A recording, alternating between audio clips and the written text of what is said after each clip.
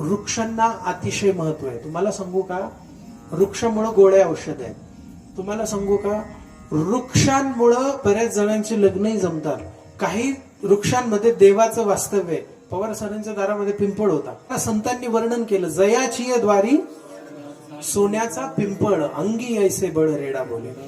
काही मांत्रिक म्हणतो बरं, ते मांत्रिक म्हणतात पित्र असतात त्याच्यावर त्रास करते, सुकून बघावं लागेल, तुम्हाला त्रास आहे. त्याला आध्यात्मिक कारण असतात, त्याच्याबद्दल माझं मत नाही. पण संत आपल्याला सांगतात की अंगी ऐसे बळ रेडा बोले. ते ज्ञानाचं प्रतीक आहे. नवे नवे भगवान विष्णूंची जागा आहे. नवे नवे परमार्थामध्ये तुम्ही अशी कितीतरी झाडं पाहिलेली आहेत. ज्ञानोबा रायांचे वडील परत यावे म्हणून प्रदक्षिणा कोणाला केल्या? महादेवाला, पिंपळाच्या झाडाला. जिचा नवरा अचानक न सांगता सोडून गेलाय, तिने 108 प्रदक्षिणा रोज लंगडी घालत राधे कृष्ण म्हणत करायच्या असतात. हा ज्योतिष मधला उपाय. कुणाला? तुलसीला. मंगलमय वातावरण व्हावं, याचं कुठेतरी कनेक्शन असतं. वैज्ञानिक दृष्ट्या जर तुम्ही पाहिलं तर तुलसी ही पॉझिटिव्ह आहे. बाकीचे वृक्ष कार्बन डायऑक्साईड सोडतील, पण तुलसी ऑक्सिजनच घेईल आणि ऑक्सिजनच सोडेल. विशेष आहे की नाही? म्हणून त्याच्यामध्ये तेवढी सात्विकता आहे, पवित्रता आहे.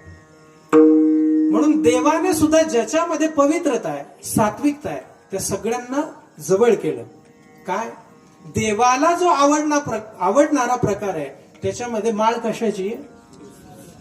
तुळशी माळ गळा गोपी चंदन टिळा, तुळशी माळ गळा गोपी चंदन टिळा, तुळशी माळ गळा गोपी चंदन टिळा, तुळशी माळ गळा गोपी चंदन टिळा.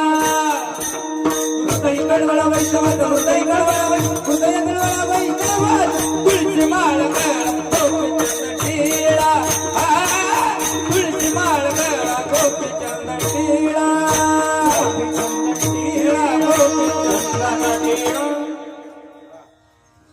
गोपी चंदन टिळा म्हणजे किंवा अतिप्रिय आवडे तुळशी बुक्का. बुक्का सुद्धा तुळशीचाच बनतो.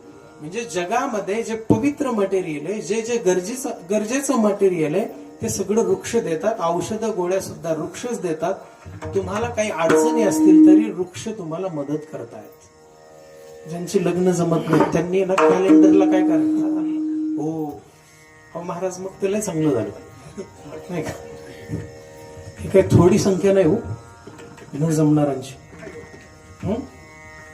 6-6 टोळ्या झालेत 25-25 जणांच्या. किती टोळ्या? किती जणांच्या? किती बाकी आहेत बघा लग्न व्हायचे, होत नाही त्यांना. एक ऑप्शन, चला एक वनस्पतींचा विषय म्हणून सांगतो. कॅलेंडर मध्ये गुरु पुष्यामृत योग बघायचा. फक्त गुरुवारीच येतो तो. गुरुवार सोडून गुरु पुष्यामृत नसतो. तो गुरु पुष्यामृत नावाचा योग बघायचा.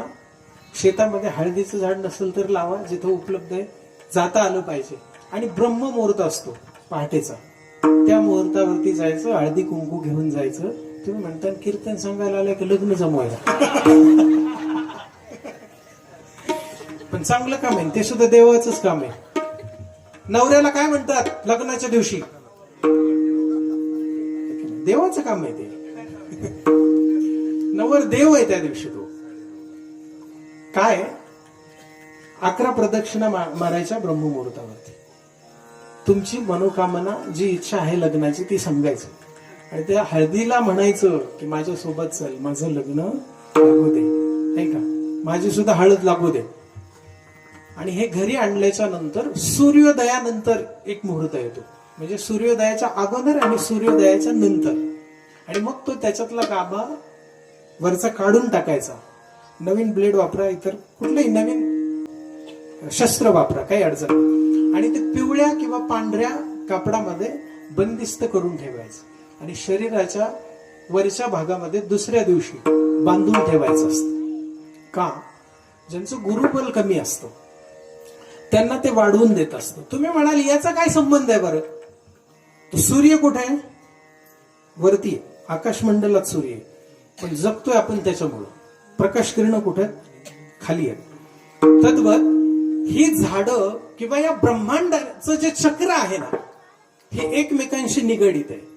वरून जसं पाणी पडतं तसं पाणी कुठं जातं, पुन्हा वरतीच जातं. नियम आहे तो. जे जिथून आलंय तिथंच जाणार.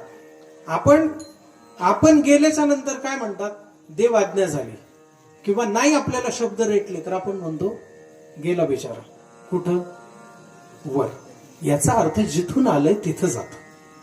आणि म्हणून याचा संबंध काय असतो, ही वृक्ष वरती जाणारी आहे आणि भगवंताने गीतेतलं जे ब्रह्मांड सांगितलंय ते वरून खाली येणार आहे.